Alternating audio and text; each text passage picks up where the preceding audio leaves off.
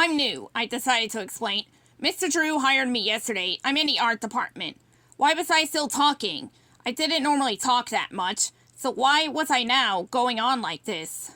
Okay, she said. Then she turned back to her writing, and I had no choice but to leave.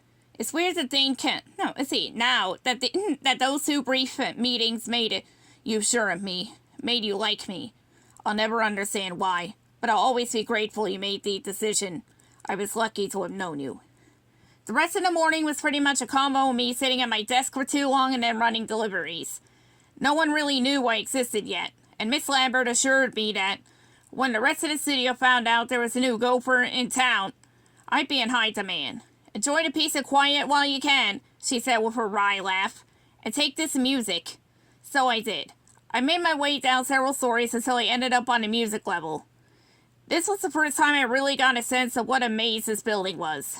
Unlike in my department, which was just one big room, the elevator now opened up onto a narrow hall. It stretched out in both directions, and there were no signs or other markers indicating which way I should go. Also no people, which was jarring compared with all the other bustling areas of the studio. Almost strangely creepy. My imagination immediately wondered what had happened to all the people.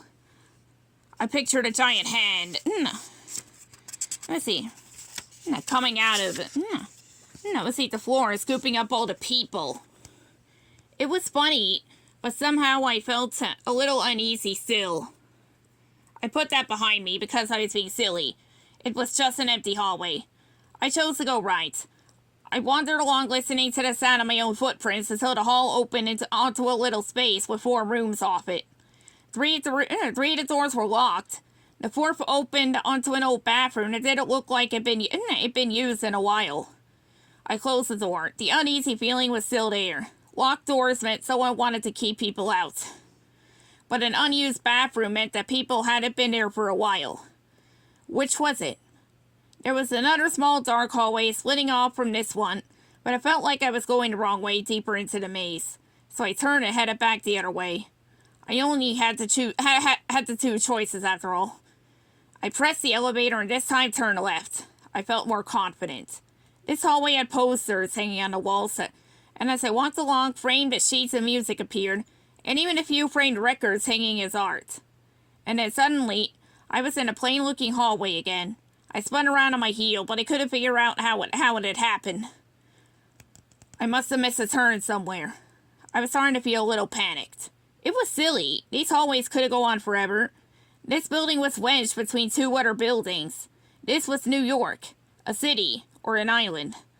Always going upward because there was no sideways to go. Just turn around and you'll figure it out. Eventually. But I couldn't.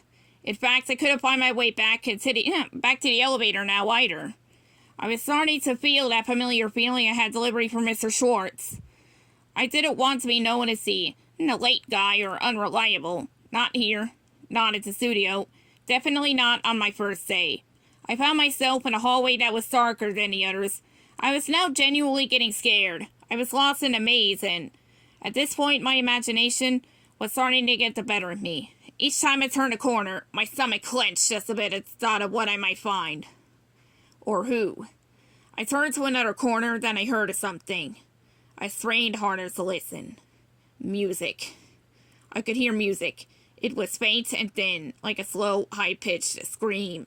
It grew louder, then faded away, and again, loud and fading. I followed the sound and turned a corner. The lights were brighter here, and I came upon a large empty desk next to a door. Above it was a sign, Music Department, and the music came from behind the door. Someone was playing.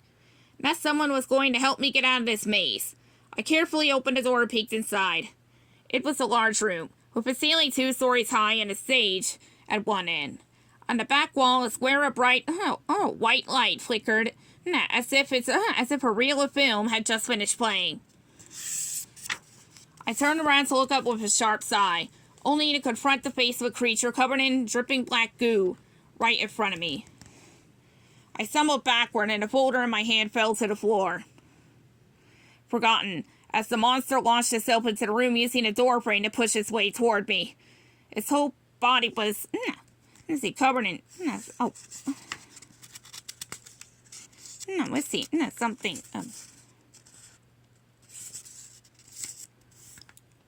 a second. Something dark and seeping. It gripped at his own face and released a moan of pure anguish as it fell forward. Let's see, as it fell toward me. I haven't been able to get away. I tripped on my own feet as it fell on top of me, covering my torso in the same sticky wet substance. I pushed hard as I could as it clawed at his face. That horrifying cry from deep within. Let's see, its throat's never ending. Every time it opens its mouth, the black ooze. Let's see. Slipped down its throat, making it gurgle and sputter. Finally, it rolled off me and I staggered back to standing. I looked down at myself. My hands, trousers, shirt, everything was covered. I looked closely at my hands, rubbing at the black goo. Ink, I said, gasping for breath. I turned to the thing, on the ground, and realized then that it wasn't some monster. It was a man, covered in ink. A man covered in ink, writing on the floor in agony and rage. I was down at his side at once. Sir, can you hear me? The man suddenly grabbed the collar of my shirt to pull me in close. My eyes! I nodded and pried his clutching hand off me as I stood up. I frantically looked around the room and saw a cloth tucked into an open cello case. Behind that, by the back row, was half a glass of water. I brushed past the violinist still standing there, like a statue. Got both, and in a panic. Returned. Water and a rag, I explained, handing them over to him. He waved his arms around blindly, and I grabbed his hand and wrapped his fingers around the glass. Did the same with the other one and the rag. I watched as he furiously wiped at his eyes, and it seemed to me that he was making things worse.